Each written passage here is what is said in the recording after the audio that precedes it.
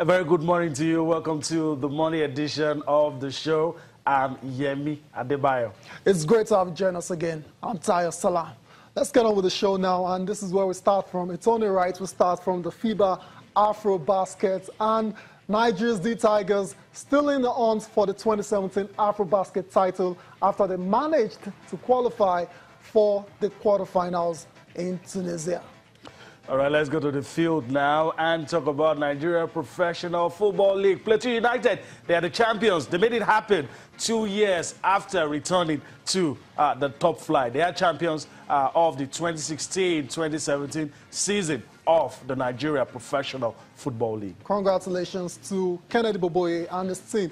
Also on the show, but we're going to tennis now. Rafael Nadal is the king of New York again after beating Kevin Anderson to win his third title in Queens and 16th major overall.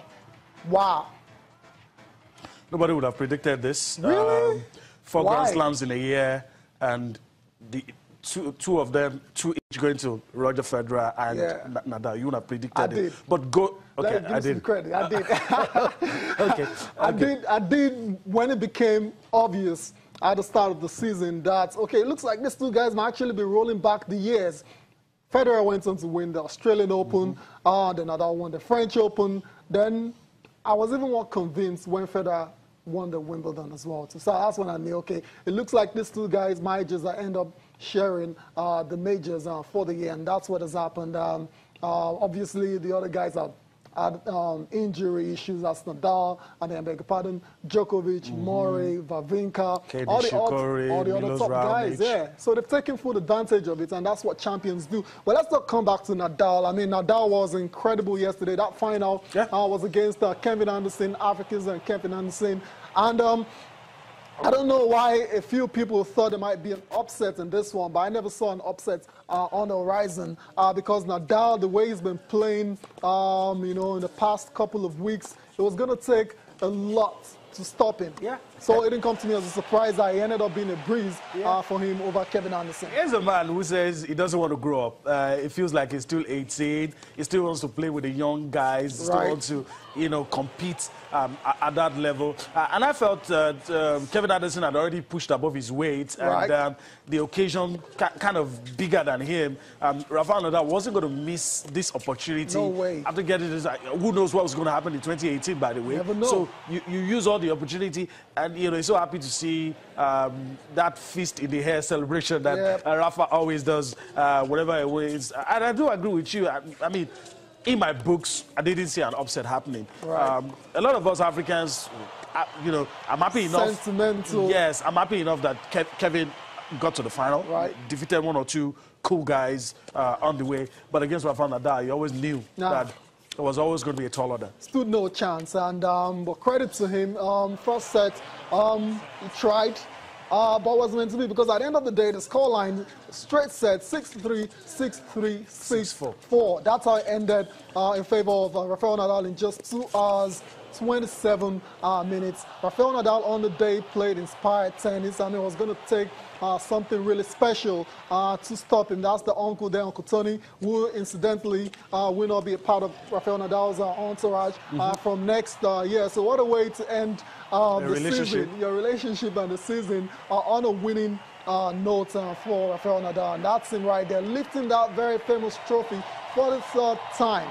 The last time it happened was about 4 years ago, and to see him go on and do this after some pundits had basically counted him out when he had his injury worries and stuff. A lot of people felt he wasn't going to come back, but he showed great character, great strength to, you know, come back to his best. Now he's world #1. He's won 2 majors in a year. He's won 5 ATP Tour level titles as well. So he's been consistent. Very. He did a lot of number 10s this year. French Open, I think Madrid Open. And it was just counting and counting. At some point, I knew before the French Open that it was going to happen, and he made it happen. You know, before this year, the ATP calendar season began, a lot of people saying he's going to end his career at 14 Grand Slams. And has proved everybody wrong now. I thought he was going to get 1, but to get 2. I mean, you know, I have to hit the humble pie. I didn't see it coming, even though you said you saw the signs. Yeah, I just saw the signs. I just didn't see it. I didn't see it. So, yeah, that's it for Rafael Nadal.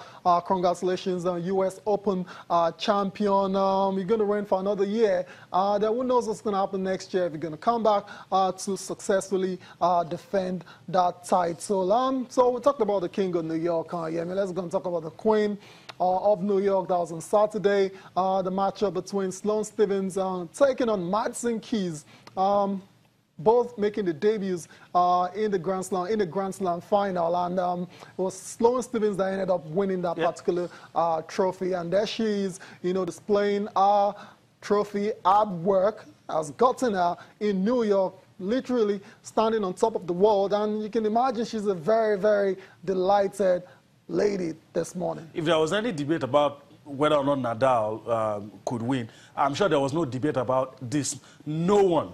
I can't remember anybody giving her a chance. No, especially absolutely none. Especially with our rank, the injuries and our ranking before this tournament, and even as unpredictable as the women's circuit is, you still wasn't going to say, oh, at the end of the day, Sloane Stephens, not Sloane. It's going to be the winner. And I'm really surprised. Kudos to her. She just came in, gave it her best. I mean, defeated some top-rated stars on her way, and she played the final with her friend, and